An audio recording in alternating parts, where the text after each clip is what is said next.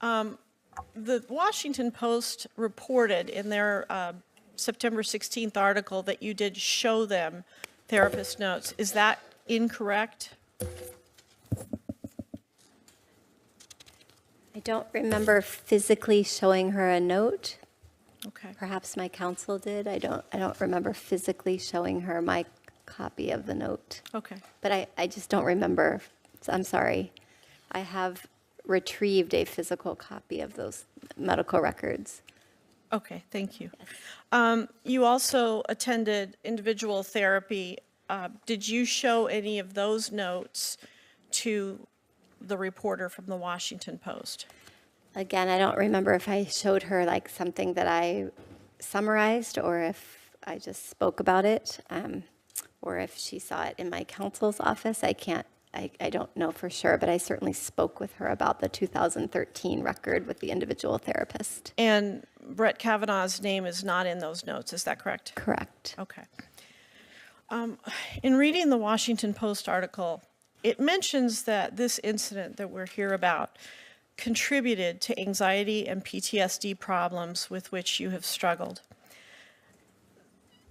The word contributed, does that mean that there are other things that have happened that have also contributed to anxiety and PTSD? I think that's a great question. I think the etiology of anxiety and PTSD is multifactorial. So that was certainly a critical risk that we would call it a risk factor in science. So that would be a predictor of the symptoms that I now have. It doesn't mean that other things that have happened in my life would make it worse or better. There are other risk factors as well. So have there been other things then that have contributed to the anxiety and PTSD that you suffered? Well, I think there's sort of biological predispositions that everyone in here has for particular disorders. So I can't rule out that I would have some biological predisposition to be an anxious type person. What about environmental? Environmentally, not that I can think of. Okay. Certainly nothing as striking as that event. Okay. In your interview with the Washington Post, you said that you told your husband early in your marriage that you had been a victim of, and I quote, physical abuse. In your statement, you said that before you were married, you told him that you had experienced, quote, a sexual assault. Do these two things refer to the same incident?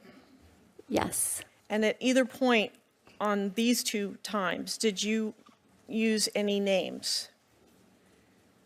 No. Okay. May I ask, Dr. Ford, how did you get to Washington?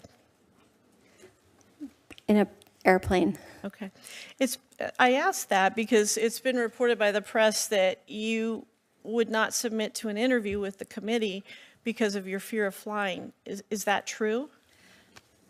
Well, I was hoping that they would come to me, but then realized that was an unrealistic request. It would have been a quicker trip for me. Yes. So that was certainly what I was hoping, was to avoid having to get on an airplane, but I eventually was able to get up the gumption with the help of some friends and get on the plane. When you were here in the mid-Atlantic area back in August, end of July, August, how did you get here?